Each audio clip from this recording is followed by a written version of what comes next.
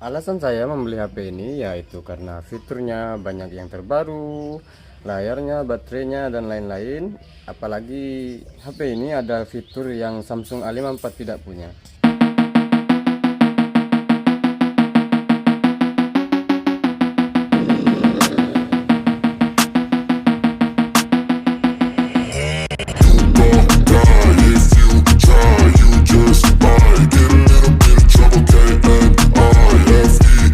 Ini dia Samsung A55, bodinya metal, layar Corning Gorilla Glass, dan belakang kaca ada 3 kamera, tombol power, 2 lubang speaker, dan juga ada speaker. Ada banyak hal yang saya suka di HP ini, ya terutama baterai, layar, internal, dan juga feel premiumnya. Oke, kita langsung aja, saya akan review sebisa saya ya, karena saya nggak mahir di ini hanya untuk dokumentasi aja. Nah oke, kita mulai di bagian pantat. Di bagian pantatnya ada port type C, speaker, dan 2 lubang speaker. Untuk di sebelah kanan itu ada tombol power, tombol volume atas dan tombol bawah, dan bentuknya itu enak banget digenggam seperti Dynamic Island ya. Di sisi kiri hanya ada 2 garis antena dan lainnya datar. Di bagian atas terlihat simple ya, hanya ada 1 lubang speaker dan SIM tray. Kalian bisa pasang 1 SIM card, micro SD plus eSIM. Oke, sebelum kita lanjut lebih dalam, bagaimana kalau kita lihat sisi-sisinya kalau di luar ruangan? I got a lot of shit to say, so I'ma do this every day. I'll be writing things until I'm fucking buried in my grave. 6 feet deep under, but my body won't decay. Cause my messages are timeless, so they'll put them on display. Oh yeah, I rap with a certainty, I have a sense of urgency. A message for eternity, for everyone internally. I had some people burning me, but now they fucking learn to see I ain't the one to fuck with, now they looking nervously. And I don't really care what you think of me respectfully. You can kick rocks if you think you're fucking better, see I will outwork you, turn you to an enemy. Hurt you so bad that you're gonna need some therapy. I got the motherfucking recipe. I've been cooking up hits. Sekarang kita lanjut ke bagian belakang. Di bagian belakang ada 3 kamera dan 1 flash. Kamera utama 50 megapiksel dan perekaman 4K 30 fps atau 180p 60 fps. Bagian yang paling saya suka adalah letak kamera depan, yaitu seperti mirip-mirip HP flagship ya. Kameranya mempunyai kemampuan 32 megapiksel dan 4K 30 atau 180p up 60 fps. Wow, ini jarang banget untuk kamera depan. Oke, kita sekarang beralih ke bagian layar. Untuk kemulusan layar ada 2 pilihan, yaitu 120 Hz dan 60 Hz. Nah, yang ini adaptif adalah 120 Hz. Kita coba kemulusannya. Kalian bisa lihat. Kita coba sekarang yang 60 Hz standar. Terapkan. Nah, semuanya enak, nggak patah-patah, apalagi yang 120 Hz. Untuk kecerahan layar ini saya coba taruh di bawah terik matahari. Nah, ini yang seperempat, kita coba fullin. Nah, ini fullnya ya. Kalau kita coba yang paling rendah,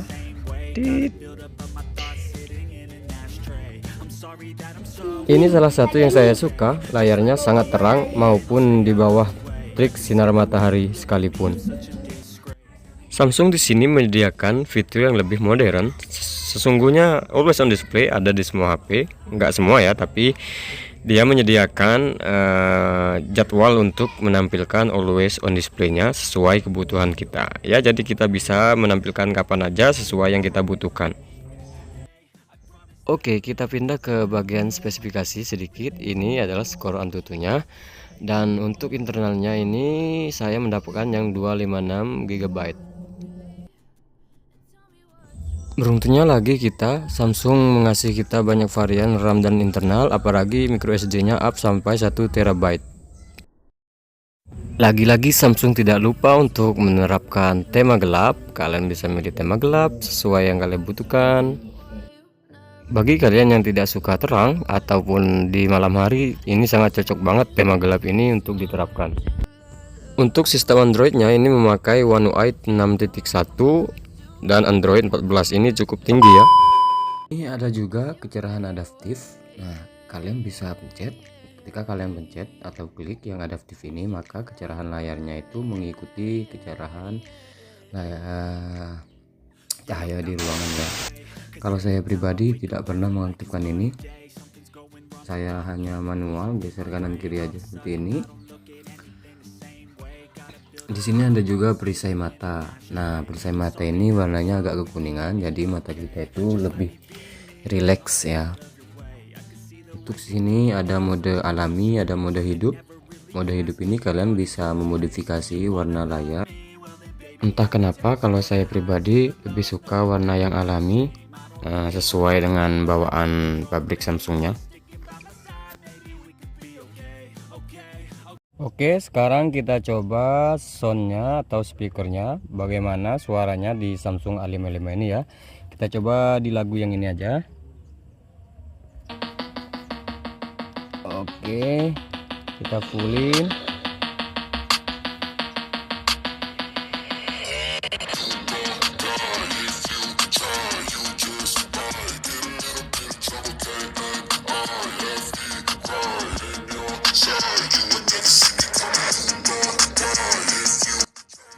Wow, ternyata suaranya sangat bulat ya, lantang dan keras. Ini 11-12 seperti iPhone. Enak banget suaranya. Coba aja kalian. I go from living to dead. You got me seeing all red. Now I'm becoming a threat. I fucking heard what you said. I'll make you have some regrets. And no, I never forget. So now you have a few debts. That shit, it needs to be paid with blood or some sort of pain. You got the Oke, untuk bagian di konektivitas dia ada 5G, 4G, 3G, dan 2G. Untuk sinyal saya memakai SL. Kalau di daerahku ini mendapatkan 2 bar baris sinyal.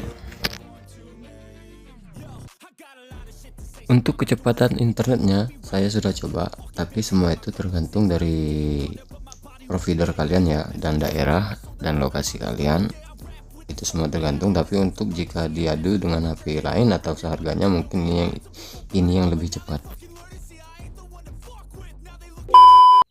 Oke, untuk bagian baterai ini sangat irit sekali. Saya membuka YouTube selama 30 menit hanya habis 3%. Ini irit sekali, apalagi kalian push dan dicas sampai full dan didiamkan 1 hari itu nggak habis sama sekali 1% pun. Dan HP ini sudah support fast charging, yaitu 25 watt dari 0% itu 1 jam 25 menit. Wow, untuk sensornya ini lumayan lengkap ya, jangan khawatir. Untuk sensor-sensor di sini lumayan lengkap. Kalian lihat itu gambar. Saya memakai aplikasi Device Info, dan juga saya akan perlihatkan bagian-bagian device seperti shock, sistem, screen, dan penyimpanan. Wow, ini HP badas banget ya.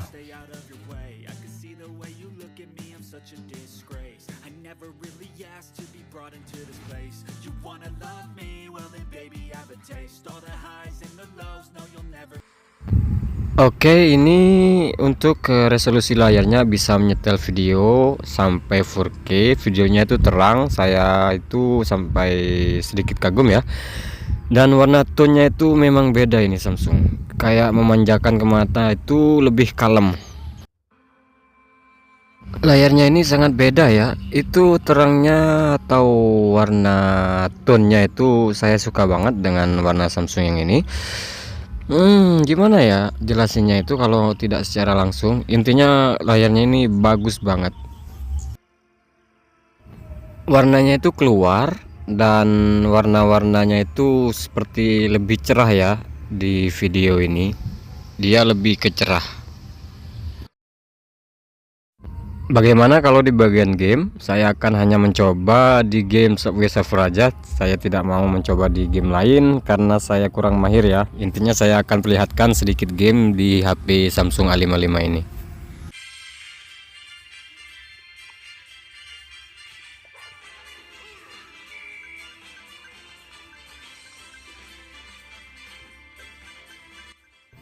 Layarnya sangat responsif, dan ketika kita geser itu enak banget. Jadi dia itu ikut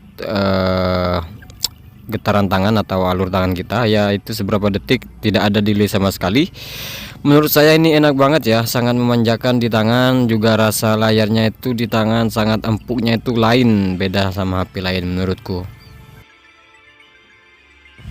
Ya, meskipun kita coba di game Subway Surfer, tapi performanya ini udah mencolok banget. Dia sepertinya lumayan kenceng HP-nya ya. Aku nggak tahu kalau di game lain.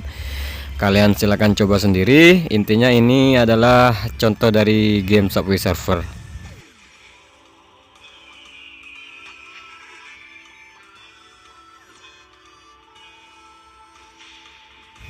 Menurut saya sih kalau dikasih nilai dari 10, ini 9 lah enaknya dan gesitnya. Nah, ini saatnya untuk mereview bagian favoritku, yaitu kamera. Kita lihat foto dan video siang dan malam. Let's go. Oke, di sini yang pertama kita coba yang 12 megapiksel dan ukuran angle-nya ada yang 0,5, 1, 2 hingga 10. Kalian bisa hingga 10 kali untuk memperbesar fotonya ini di ukuran 12 megapiksel.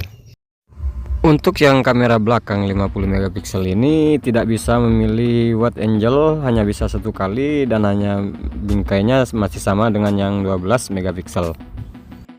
Sekarang kita coba untuk mengambil foto di ukuran yang 12 megapiksel dengan bingkai full. Seperti apa hasilnya? Ini hasil kamera yang 12 megapiksel. Kita coba untuk hasil kamera yang 50 megapiksel, apakah ada perubahan yang signifikan? Ini adalah hasil foto dari kamera yang 50 megapiksel. Oke, uji coba hasil terakhir untuk kamera potretnya seperti apa. Ini ngeblurnya seperti apa, kita coba lihat. Ya, itulah hasil dari potret Samsung A55. Rapi juga ya untuk ngeblurnya. Di sini anehnya untuk yang HD hanya 30 fps dan bingkai full. Untuk ukuran 0,5, 1, 2 kali hingga 10 kali ya. Aneh juga ya, tapi bagus.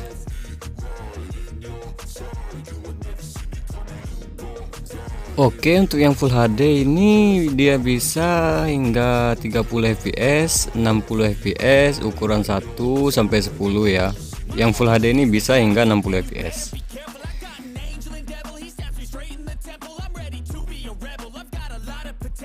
Sekarang untuk yang 4K hanya 30 fps, ukuran 0,5, 1 hingga 10 juga ya. Ya, intinya ini yang lebih terang lah. Sekarang kita coba hasil kamera dari yang ukuran paling kecil HD dan fps paling kecil hingga wide angle dan ukuran utamanya ya. Ini adalah perekaman kamera belakang dengan resolusi HD dengan wide 0,5 angle-nya 30 fps. Yang HD ini tidak bisa ke 60 fps. Ini adalah perekaman HD dengan ukuran 1 kali. Yang tadi itu 0,5. Jadi yang ukuran 1 kali ini gambarnya kayak lebih real dan lebih jernih ya. Semuanya sama, real dan jernih. Ini meskipun 30 fps dia smooth banget.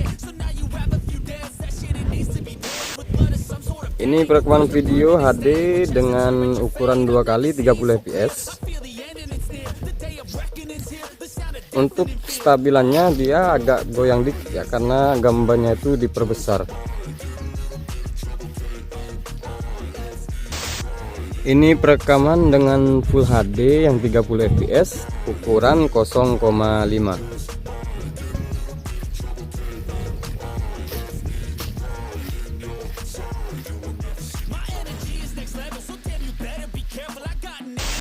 Ini ukuran Full HD masih dengan 30 fps, ukuran yang nomor 1.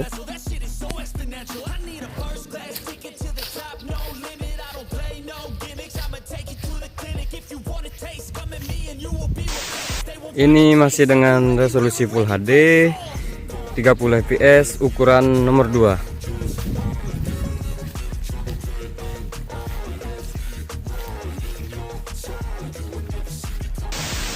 Nah, dan yang sekarang terakhir 4K ukuran 0,5 30 fps. Jadi di 4K nya itu hanya bisa 30 fps. Sekarang 4K masih dengan 30 fps. Sorry ya, untuk yang ukuran 60 fps itu sama aja, saya nggak akan tampilkan semuanya. Semutnya itu 11-12 lah sama yang 30 fps. Oke, sekarang kita coba kamera belakang di malam hari. Untuk kamera biasanya ya, kita coba lihat hasilnya seperti apa. Untuk hasil kamera belakang yang normal ini tanpa night mode, dia itu bagus, terang, udah cukup. Apalagi pakai yang night mode, kita lihat aja nanti. Langsung aja coba ke versi night mode ukuran pertama.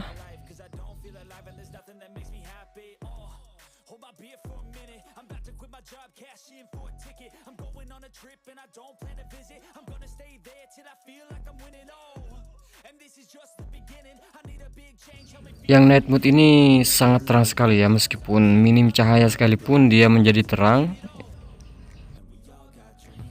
Kalau yang ukuran 0,5 kita lihat apakah lebih terang atau lebih gelap daripada yang ukuran nomor 1. Ini masih versi night mode juga.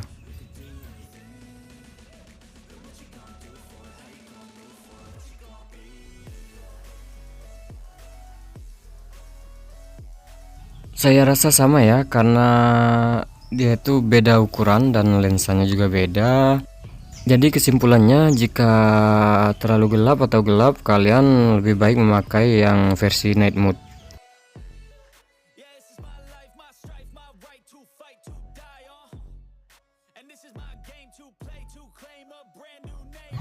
Nah, inilah untuk hasil yang ukuran 2. Ya sama-sama aja, nggak ada perubahan. Untuk perbedaan versi normal dan night mode, saya memilih versi night mode. Tapi yang versi biasa nggak kalah ya.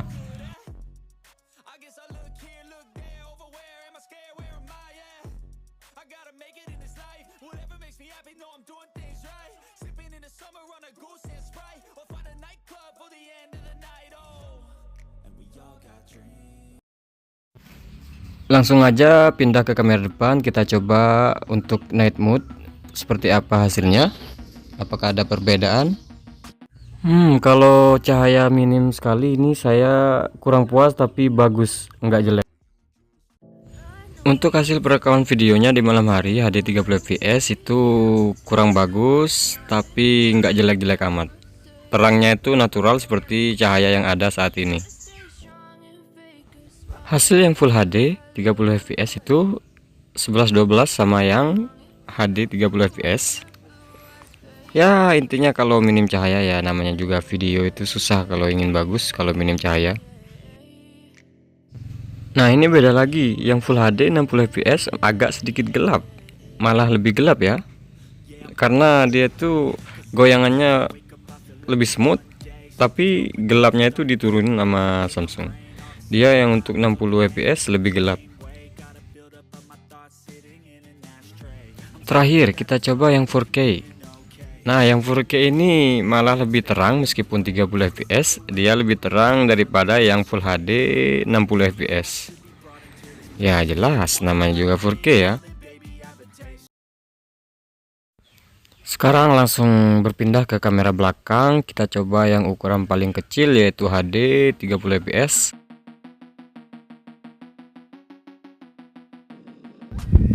Ya maaf, saya tampilkan dalam recorder. Untuk hasil goyangannya sebenarnya sama yang di siang hari tadi. Ya ini perbedaannya hanya di fps. Ketika kita milih yang 60 fps itu akan jadi lebih gelap daripada yang 30 fps. Begitupun juga dengan kamera depannya, sama aja. Untuk hasil sebenarnya ya, secara langsung bukan dari YouTube atau dari layar video itu bagus, tapi kalau terlalu minim cahaya dia itu akan banyak noise kamera depan maupun belakang. Bagian yang saya suka yaitu ketika kita merekam video cukup cahaya atau di siang hari, apalagi dengan hasil fotonya meskipun kita pakai yang normal atau bukan yang night mode itu bagus. Ditambah lagi jika kita pakai yang night mode, waduh itu terang banget. terang banget, apalagi cahayanya itu minim banget. Aku pernah coba ketika mati lampu dan hanya ada cahaya dari langit di malam hari, itu bagus banget, terang banget.